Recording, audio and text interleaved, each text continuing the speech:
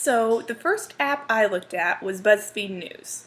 And what I liked about that app is that it covered all the news of the day in one place. You could get your politics news, your news about the 2016 election, international news, entertainment news. It was all there and all very easy to find in different sections. And so I liked having that easy access to everything that was going on in the world.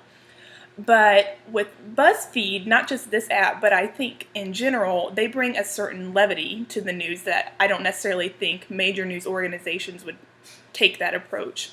So for example, under the section head of international news, one day, after the words international news, there was an emoji, one of the grimacing face emojis. And so that story it was referring to was about the tensions between President Obama and the president of the Philippines.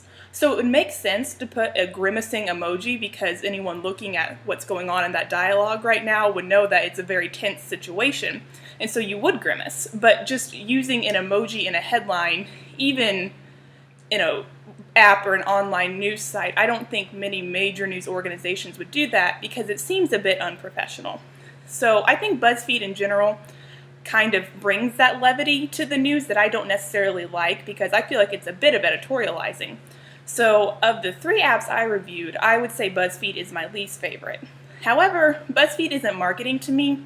They're marketing mostly to people younger than me, teenagers, college students who would appreciate seeing an emoji in their news or something like that because that's just part of the way they interact.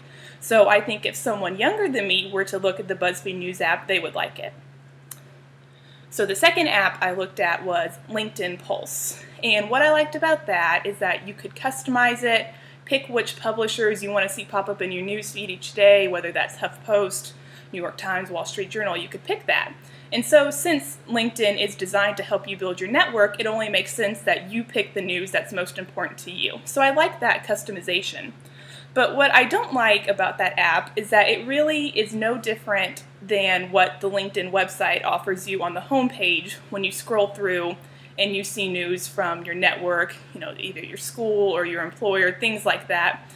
The app doesn't really offer anything different. And I'm a firm believer that if you're going to have a multimedia platform, like as LinkedIn does with a website and an app, there need to be distinct uses for each of those media.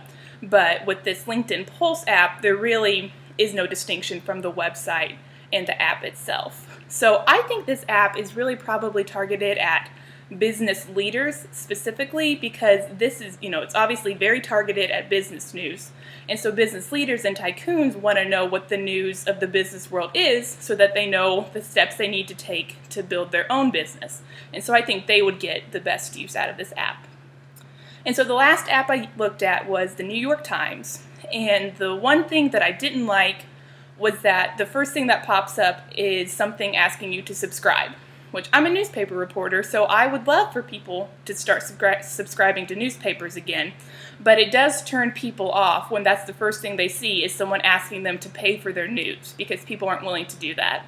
But other than asking for this subscriptions, the New York Times was by far my favorite app to look at because it had all the news of the world really.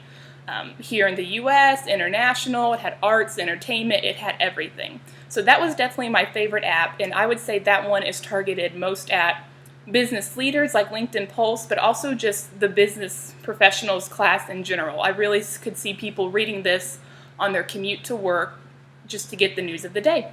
So those were my three apps. Thanks.